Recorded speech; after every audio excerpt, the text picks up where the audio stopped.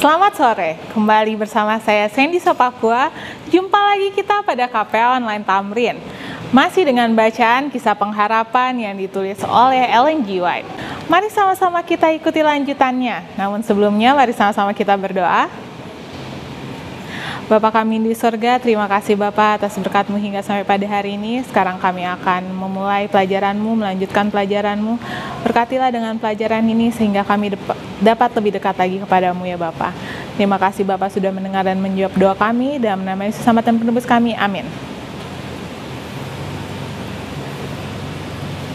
Murid-murid tidak percaya bahwa Yesus sudah bangkit.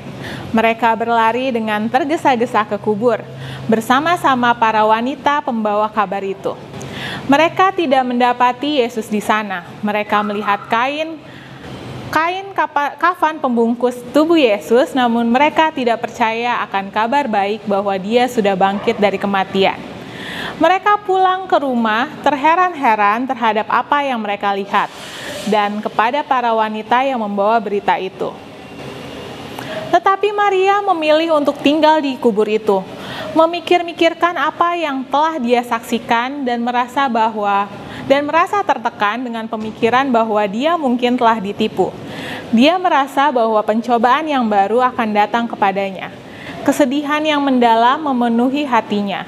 Dia menangis dalam kepedihan. Dia menjenguk ke dalam kubur lagi, dan di sana dia melihat dua malaikat berpakaian putih. Yang satu duduk di bagian kepala, dan yang lain di bagian kaki di tempat mayat Yesus dibaringkan. Dengan lembut mereka berbicara kepadanya dan bertanya-tanya mengapa dia menangis. Dia menjawab, "Tuhanku telah diambil orang dan aku tidak tahu di mana ia diletakkan."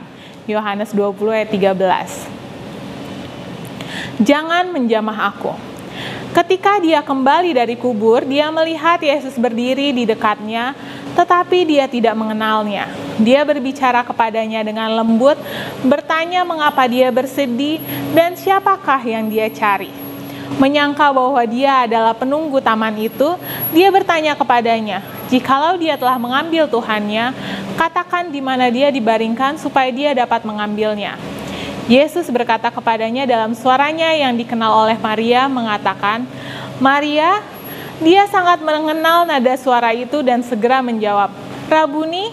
Dalam kegirangannya dia hendak merangkul dia, tetapi Yesus berkata, "Janganlah engkau memegang aku sebab aku belum pergi kepada Bapa. Tetapi pergilah kepada saudara-saudaraku dan katakanlah kepada mereka bahwa sekarang aku akan pergi kepada Bapakku dan Bapamu, kepada Allahku dan Allahmu." Yohanes 20 ayat 17. Maria segera berlari dengan kegirangan hendak menjumpai murid-muridnya dengan kabar yang menggembirakan.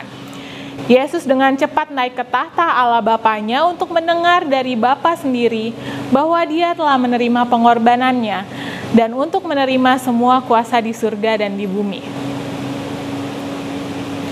Ketika Yesus berada di hadirat Tuhan dan dikelilingi oleh kemuliaannya, Dia tidak melupakan murid-muridnya di bumi, dan Dia telah menerima kuasa dari Bapanya sehingga Dia dapat kembali dan memberikan kuasa itu kepada mereka.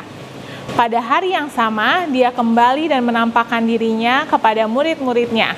Dia mengizinkan murid-muridnya menyentuhnya, karena Dia telah bertemu Bapanya dan telah menerima kuasa. Thomas yang ragu-ragu ketika hal ini terjadi, Thomas tidak hadir. Dia tidak mau mempercayai laporan dari para murid, melainkan teguh dan percaya diri bahwa dia tidak akan mempercayai kabar itu selain ia dapat menaruh jari-jarinya di bekas paku-paku itu dan menaruh tangannya di sisi di mana tombak yang kejam itu pernah menusuk. Dalam hal ini, ia menunjukkan ketidakpercayaan kepada para saudaranya. Jika semua orang memerlukan bukti yang sama, tidak ada seorang pun saat ini dapat menerima Yesus dan percaya dalam kebangkitannya. Tetapi adalah kehendak Allah bahwa bagi mereka yang tidak dapat melihat dan mendengar Juru Selamat yang telah bangkit itu, seharusnya dapat mempercayai laporan dari murid-murid itu.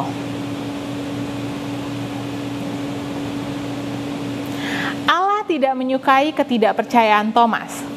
Ketika Yesus bertemu dengan murid-muridnya lagi, Thomas ada beserta dengan mereka, dan ketika ia melihat Yesus, dia percaya.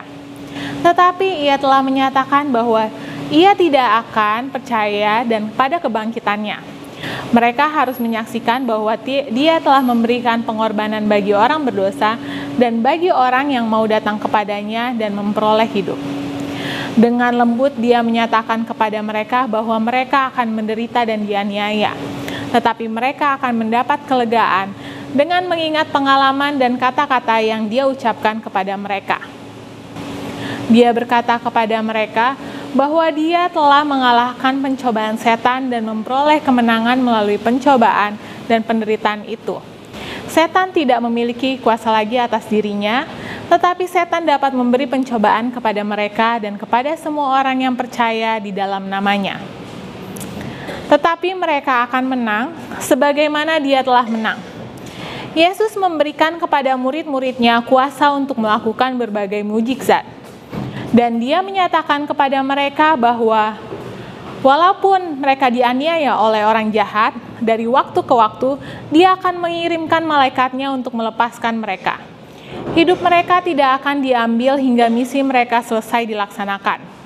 Kemudian mereka akan dimeteraikan dengan darah mereka, kesaksian yang telah mereka bawa.